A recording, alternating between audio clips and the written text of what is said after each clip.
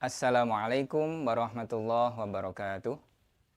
Sobat Mimbar yang dirahmati Allah, pada kesempatan saat ini dengan tema Al-Quran yang akan memberikan syafaat.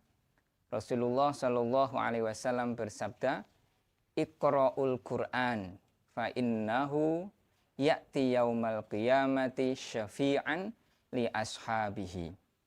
Bacalah Al-Quran, karena kelak di alam mahsyar, di hari kiamat, Al-Quran itu akan mendatangi bagi orang-orang yang membacanya selama di dunia. Sobat Mimbar yang dirahmati Allah, dengan adanya informasi dari Rasulullah Shallallahu Alaihi Wasallam terkait keutamaan daripada Al-Quran, bahwasanya ada beberapa hal manfaat Al-Quran di dunia plus juga keutamaan manfaat nanti di hari akhir sampai di alam akhirat. Manfaat yang pertama bagi pembaca Al-Quran di dunia, yang pertama adalah kenyamanan, ketentraman, dan kedamaian bagi pembacanya selama di dunia. Adapun nanti di alam mahsyar, di hari kiamat utamanya, orang-orang umat Muhammad yang hobinya membaca Al-Quran serta berupaya untuk mengamalkan isi kandungan Al-Quran, baginya kelak akan dapat fasilitas dari Allah berupa syafaat, berupa pertolongan dari Allah, diselamatkan dari siksa api neraka, sekaligus mendapatkan anugerah masuk ke surganya Allah Subhanahu wa Ta'ala. Sobat Mimbar yang dirahmati Allah, terkait dengan syafaat Al-Quran yang nantinya umat Muhammad akan mendapatkan surganya Allah, sebab syafaat dari Al-Quran itu, Allah Subhanahu wa Ta'ala memberikan informasi terkait surganya Allah Subhanahu wa Ta'ala. Apa saja informasi terkait dengan surganya Allah? Mari kita belajar sejenak, membaca dan membuka kitab Daqaiq Al-Akhbar. Di kitab Daqaiq Al-Akhbar pada halaman 41 diterangkan, qala Ibnu Abbas radhiyallahu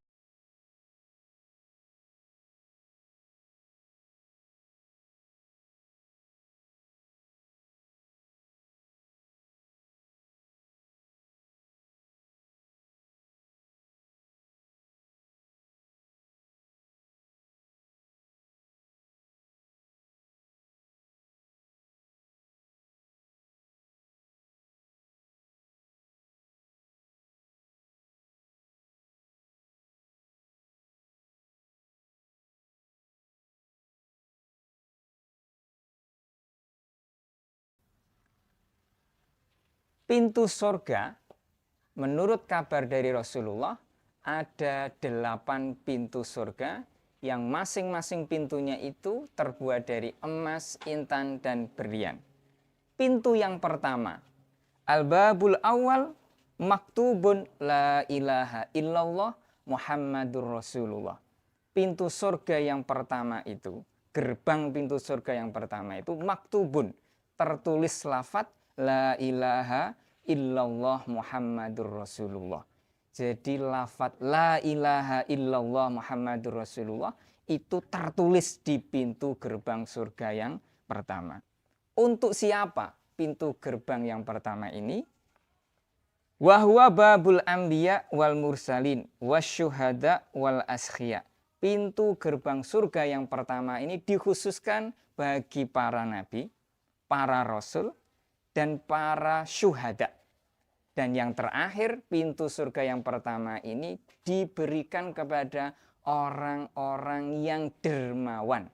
Dermawan dalam arti orang yang selama hidup di dunia mau membantu menyiarkan agama Islam dengan akalnya, dengan ilmunya, dengan harta bendanya, dan seluruh potensi yang dimiliki diberikan, ditasarrufkan untuk menyebarkan agama Islam.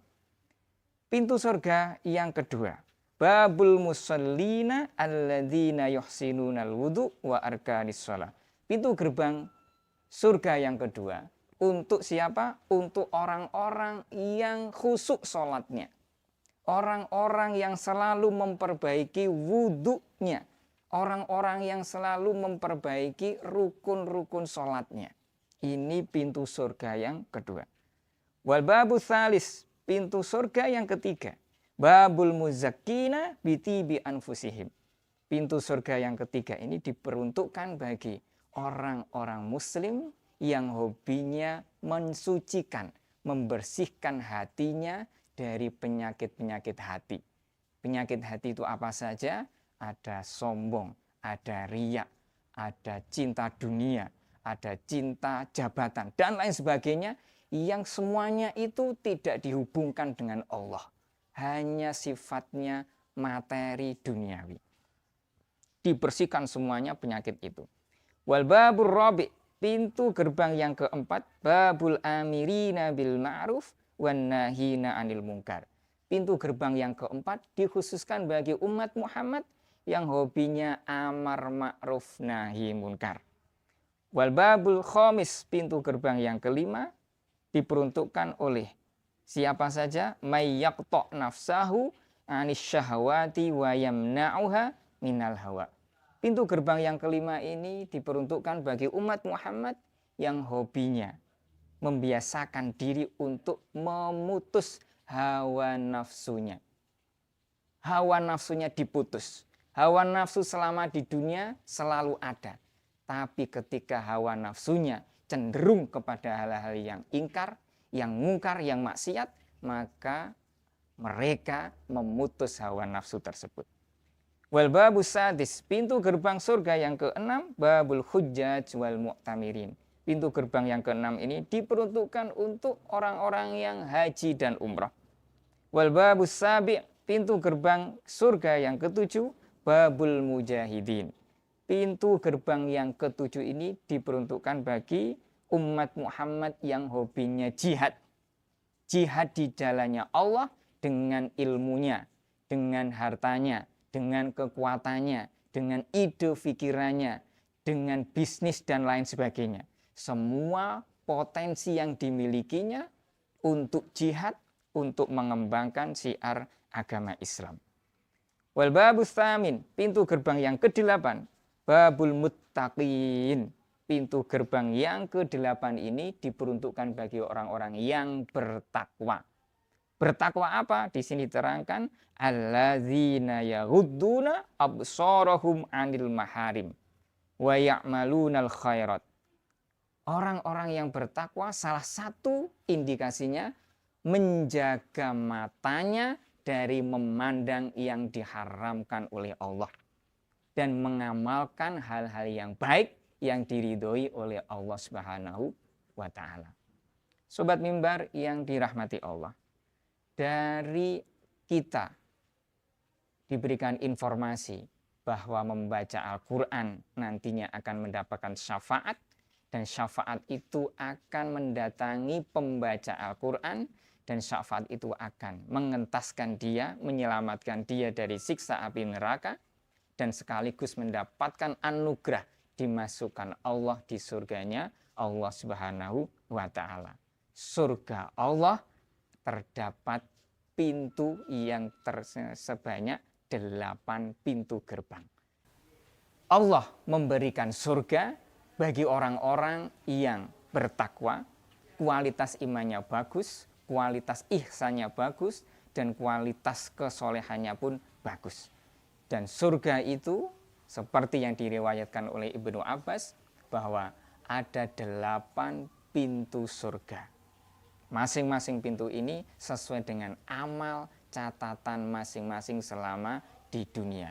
Ada yang berjihad, ada yang bertakwa, ada yang haji dan umroh, dan lain sebagainya. Sahabat mimbar yang dirahmati Allah, mudah-mudahan yang singkat ini dirahmati Allah.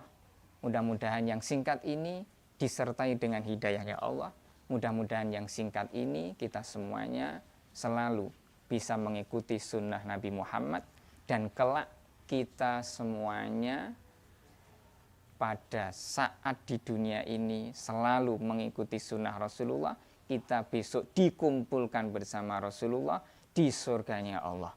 Bisa berkumpul, bisa bertemu, bisa berjumpa, dan kita diakui oleh Rasulullah sebagai umat Muhammad yang layak mendapatkan syafaat Rasulullah Shallallahu Alaihi Wasallam. Sobat Mimbar yang dirahmati Allah, demikian yang bisa kami sampaikan. Saya pribadi, atas nama Al-Fakir Ustadz Buku Mahardika, SPDI, selaku pengasuh boarding Muslimah Boarding School Mandua Yogyakarta, mohon diri, mohon undur. Wal afu minkum. Wassalamualaikum warahmatullahi wabarakatuh.